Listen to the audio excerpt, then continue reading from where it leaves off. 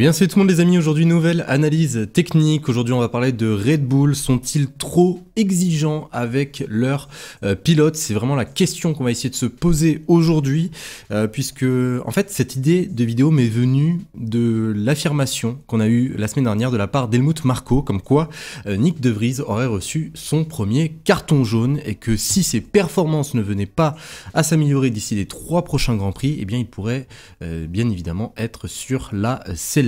Alors vraiment les amis, ne prenez pas cette vidéo comme par exemple un défaut ou une qualité de la part de Red Bull. À vous d'ailleurs de vous faire votre propre avis. On va juste revenir sur le parcours des anciens pilotes Red Bull, notamment ceux qui sont passés très brièvement dans l'écurie autrichienne. Et quand je vous parle de Red Bull, je parle également d'AlphaTauri. Voilà, Red Bull étant la grande sœur, AlphaTauri étant la petite sœur. Ce qui concerne Red Bull concerne également AlphaTauri. Et bien évidemment, cette vidéo va tourner autour de l'acteur principal, celui qui s'occupe notamment des jeunes pilotes, Helmut Marko. Donc voilà les amis, maintenant que vous avez le contexte de la vidéo, parlons de Red Bull en eux-mêmes. Déjà, si on compare Red Bull à Mercedes et Ferrari, on peut bien constater que les deux ces deux top teams cherchent de la stabilité. Chez Mercedes, depuis environ 10 ans, on a eu le duo Hamilton-Rosberg, Bottas-Hamilton, et aujourd'hui Hamilton-Russell. Donc en termes de stabilité, Mercedes s'en sortent plutôt bien au niveau de leurs pilotes, puisqu'on en a vu que 4 passer en environ 10 ans. Ça reste juste dingue. Chez Ferrari, auparavant, on avait tendance à plus privilégier l'expérience. On peut tous se rappeler par exemple du duo de pilotes Sébastien Vettel et Kimi Räikkönen qui ne date pas de si longtemps que ça. Puis ensuite, avec l'arrivée de Mattia Binotto, on a privilégié la stabilité autour notamment des jeunes pilotes. On a décidé de leur faire un petit peu plus confiance. Je me rappelle que ça avait créé un vrai débat à ce moment-là quand on a vu par exemple Charles Leclerc, un aussi jeune pilote, venir épauler Sébastien Vettel. Donc chez Ferrari, les critères ont changé, mais les pilotes restent les mêmes. Chez Red Bull maintenant, on a une écurie qui cherche la perfection dans tous les domaines. On a besoin d'un moteur, on va voir Honda, puis Ford pour les années à venir. Ford qui, je le rappelle, est un motoriste totalement légendaire de l'histoire de la Formule 1. On a besoin d'une voiture parfaite sur le plan aérodynamique. On engage tout simplement l'un des meilleurs ingénieurs qu'ait connu ce sport, Adrian Newey. Mais là où Red Bull ont moins de chances de trouver la perfection, c'est au niveau de leur pilote. Vous allez me dire, c'est pas grave, il y a Max Verstappen qui tient la baraque. Oui, mais Max Verstappen, fallait quand même le trouver. Et Max Verstappen, il n'était pas de tout reproche au moment où il était chez Toro Rosso. Au départ, c'était pas mal de crash. Je me rappelle d'un certain crash à Monaco où il est totalement fautif, où même sa place en Formule 1 avait été remise en cause.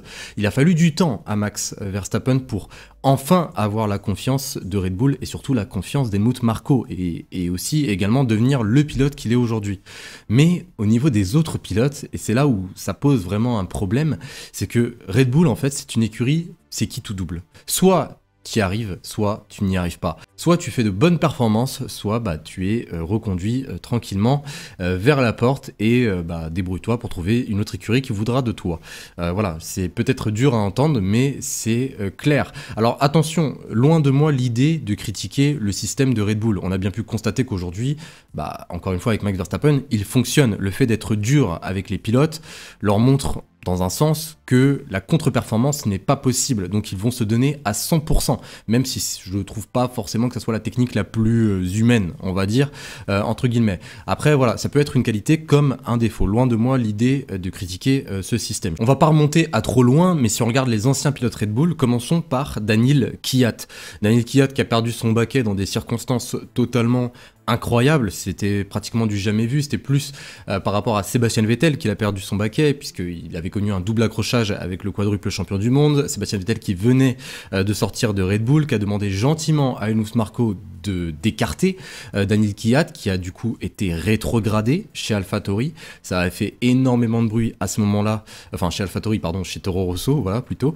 Ça avait fait énormément de bruit et à ce jour, Daniil Kvyat n'a jamais plus retrouvé une top team en Formule 1 et je pense qu'il n'en retrouvera malheureusement plus jamais une. Il y a également eu Pierre Gasly en 2019, Pierre Gasly qui a connu une courte période chez Red Bull, un passage extrêmement difficile, 0 podium, 0 victoire, il s'est pris une tempête par Max Verstappen, la voiture ne lui convenait pas du tout. Puis ensuite, il a su renaître de ses cendres chez AlphaTauri, heureusement pour lui, et trouver un autre baquet par la suite chez Alpine. Bien évidemment, il s'est passé énormément de choses, mais bon, je vais pas non plus rentrer dans les détails de l'histoire de chaque pilote, puisque sinon cette vidéo serait beaucoup trop longue. Mais bon, en tout cas, là, pour le coup, ça fait déjà 2 pilotes qui sont quand même assez talentueux, qui ont perdu une place en F1. Parlons maintenant d'Alexander Albon. Alexander Albon, le pilote thaïlandais qui a connu une courte période, un petit peu plus longue quand même que celle de Pierre Gasly chez Red Bull, de 2019 à 2020. Il a connu 2 podiums, voilà, 2 podiums, 181 points inscrits, mais ses performances au final n'ont pas été satisfaisantes pour Helmut Marko, donc il a également été conduit vers la sortie pour se faire remplacer par la suite par Sergio Pérez. Et en plus, Alexander Albon, il a connu une année sans Formule 1, puis ensuite, par chance, par coup de chance de la contre-performance de Nicolas Latifi, a été du coup réintégré en F1 avec l'écurie Williams. Donc ça, c'est par rapport aux pilotes Red Bull. Alors il y en avait également d'autres auparavant, mais j'ai trouvé qu'ils s'en étaient plutôt bien sortis, et même c'était tout simplement d'anciens cadres. Sébastien Vettel, n'en parlons pas, 4 titres avec l'écurie autrichienne. Daniel Ricciardo, environ une trentaine, 29 podiums je crois si je dis pas de bêtises, et 7 victoires entre 2014 et 2018 avec Red Bull. Il y a également eu Mark Webber, David Coulthard, qui sont passés par cette écurie et qui ont très très bien performé à ce moment-là. Malheureusement, ils n'ont pas réussi à devenir champion du monde. Mais voilà, en tout cas, quand il s'agit des jeunes pilotes, eh bien, les jeunes pilotes n'ont pas forcément beaucoup de temps pour réussir à déployer tout simplement tout leur talent. Chez AlphaTauri maintenant, c'est à peu près la même chose, on retrouve des pilotes qu'on a connus seulement une année, puis ensuite ont été libérés. Je peux vous citer par exemple Brandon Hartley, voilà, je me rappelais même plus qu'il était passé par Toro Rosso aux côtés de Pierre Gasly pendant l'année 2017-2018. Il y a également eu Carlos Sainz, le pilote Ferrari, qui était auparavant en 2015 chez Toro Rosso, qui a commencé chez Toro Rosso. Il faisait partie de la filière Red Bull, puis ensuite a été tout simplement, non pas libéré, mais avait signé tout d'abord un contrat avec Renault pour ensuite aller chez McLaren, puis Ferrari. Et également Jean-Éric Vergne de 2012 à 2014. Après 2 saisons extrêmement difficiles chez Toro Rosso, Red Bull décidera de ne pas renouveler son contrat. Donc voilà les amis concernant tous les pilotes. Maintenant, quelle est la conclusion? Et j'attends votre avis bien sûr dans les commentaires et surtout ce que vous en pensez. Est-ce que pour vous c'est une bonne méthode ou une mauvaise méthode? Je rappelle qu'aujourd'hui, Nyck de Vries, le pilote AlphaTauri, il n'a seulement que 3 grands prix pour prouver à Helmut Marko et surtout à Red Bull qu'il peut rester en Formule 1. J'espère pour lui que Nyck de Vries va pas se louper pendant ces 3 prochains grands prix, puisque en termes de jeunes pilotes, la filière Red Bull en a énormément.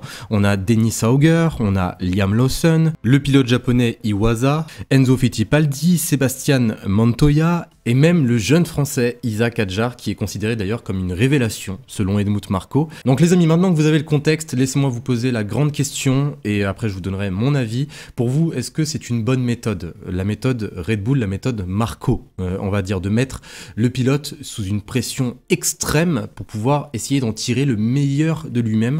Ou est-ce que selon vous, eh bien, cette pression n'est pas forcément nécessaire et ça va plus handicaper le pilote par la suite? J'aimerais vraiment avoir votre avis sur cette question, puisque j'avoue que cette méthode ne me rend pas forcément insensible. Des fois, par moments, ça saoule un peu de voir un pilote qui perd tout ce qu'il a, des années et des années pour en arriver là, pour à la fin eh bien, galérer à retrouver une autre écurie par la suite. Mais j'avoue que ça peut être une méthode qui peut-être donner un déclic à certains pilotes, essayer de les pousser dans leurs performances les plus extrêmes, essayer de les faire évoluer et même essayer de les faire grandir pour la plupart, puisqu'on a forcément parlé de jeunes pilotes, voilà, Pierre Gasly, Alexander Albon, tout ça auparavant c'était des jeunes pilotes, ce sont toujours des jeunes pilotes et je pense que leur passage chez Red Bull leur a quand même servi pour tenir une certaine pression. Donc dites-moi ce que vous en pensez, est-ce que pour vous c'est la bonne méthode ou non, voilà, est-ce que c'est une méthode convaincante, certes qui est dure mais convaincante, ou est-ce que selon vous c'est une méthode qui ne sert à rien? Faut mieux laisser un petit peu plus de temps au pilote et surtout lui laisser le temps d'avoir de la confiance. On en a terminé maintenant avec cette analyse technique, j'espère vraiment qu'elle vous aura plu. Ça faisait très très longtemps que j'avais envie d'aborder le sujet de la filière Red Bull et j'en suis très très content de vous en avoir parlé aujourd'hui et surtout, bon malheureusement ce n'est pas forcément dans les meilleures circonstances possibles puisque Nyck de Vries va sûrement peut-être, enfin j'espère pas pour lui, mais va sûrement perdre son baquet. Donc voilà, ça tombait, on va dire, à pic avec les malheureux événements du pilote néerlandais. Mais je tenais également à avoir votre avis concernant cette fameuse filière. En tout cas les amis, n'oubliez pas le petit like, de vous abonner si ce n'est pas déjà fait, vous connaissez déjà la chanson. Et je vous dis à la prochaine. Salut tout le monde.